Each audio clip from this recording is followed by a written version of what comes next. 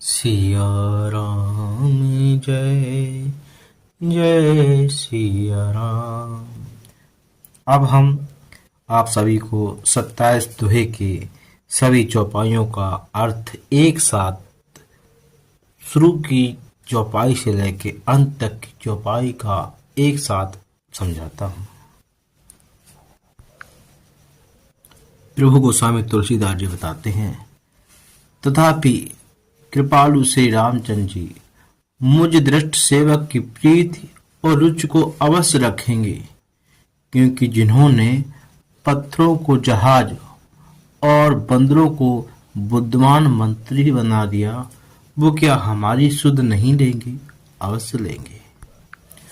प्रभु गोस्वामी तुलसीदास जी कहते हैं, सब लोग मुझे श्री राम जी का सेवक कहते हैं और मैं भी बिना लज्जा संकोच के कहलाता हूँ। कहने वालों का विरोध नहीं करता। कृपालु श्री राम जी इस निंदा को सहते हैं कि श्री सीतानाथ जी जैसे स्वामी का तुलसीदास सा सेवक है। तुलसीदास जी खुद को उनका सेवक भी नहीं समझते। सोचते हैं कि जब लोग मुझे श्री रामचंद्र जी का सेवक कहते होंगे तो राम जी को कितना भद्दा लगता होगा। ये उनका बड़कपन है तुलसीदास जी का भी, पर वो एक मानव शरीर होने के नाते अपने अवगुणों को भी प्रभु के समझ रखते हैं। यह मेरी बहुत बड़ी ठिलाई और दोष है। मेरे पाप को सुनकर नरक ने भी नाक सिकोड़ ली, अर्थात नरक में भी मेरे लिए ठौर नहीं।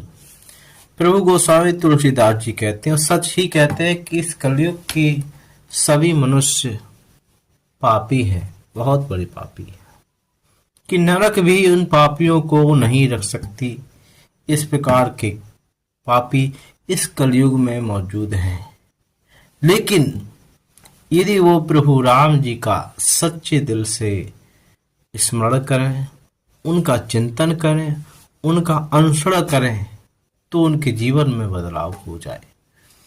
प्रभु गोस्वामी तुलसीदास जी कहते हैं, यह समझकर मुझे अपने ही कल्पित डर से डर हो रहा है। किंतु भगवान श्री रामचंद्र जी ने तो स्वप्न में भी इस पर, मेरी इस ठिलाई पर, दोष पर ध्यान नहीं दिया।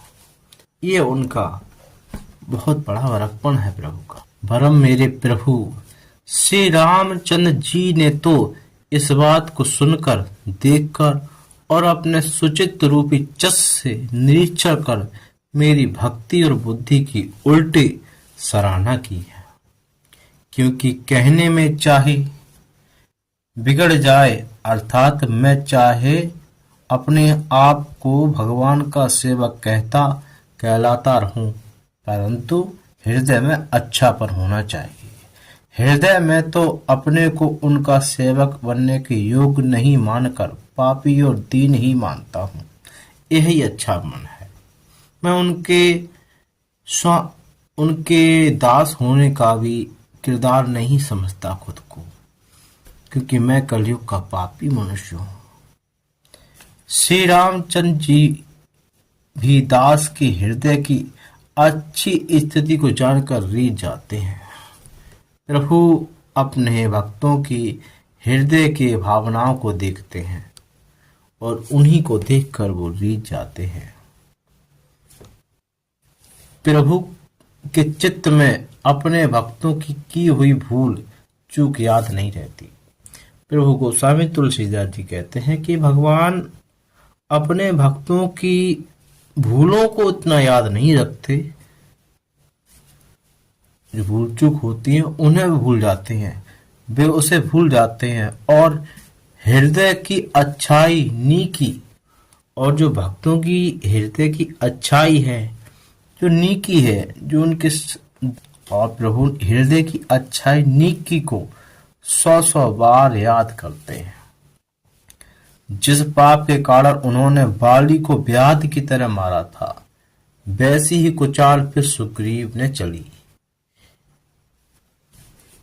वही करनी विभीषण की थी, परंतु श्री रामचंद्र जी ने स्वप्न में भी उसका मन में विचार नहीं किया। अर्थात जो बाली और सुग्रीव की कहानी थी, वही कहानी आगे जाकर विभीषण और रावण के प्रवास थी। परंतु बाली और रावण, यह इनका एक पक्ष बनता अलग प्रकार का, और सुग्रीव और विभीषण का अलग पक्ष बनता है। ये दोनों धर्म के पक्ष से बात करते हैं और यह प्रभु के परम मित्र हैं। प्रभु के मित्र का मतलब है कि धर्म के मित्र है। यह बहुत बड़ी अवधारणा है। यहाँ बताते हैं कि मन में विचार नहीं किया, उल्टे भरत जी से मिलते समय श्री रघुनाथ जी ने उनका सम्मान और राजसभा में उनके गुणों का बखान किया। जब भरत जी से मिलते समय राजसभा में श्री रघुनाथ जी ने विभीषण के गुणों का बखान किया, यह प्रभु रामचंद्र जी की अपार कृपा है। प्रभु राम के मित्र होना या प्रभु के शिष्यों में अनुराग होना, यह आपकी अच्छाई और धर्म के प्रति समर्पण है। बस प्रभु इसी को देखकर रीझ जाते हैं। यही हम सब में होना चाहिए। इसी के साथ आज प्रभु के पाठ को हमने सभी भक्तजनों को सुनाया। अब हम अगले अध्याय मिलते हैं। तब तक के लिए जय सिया राम।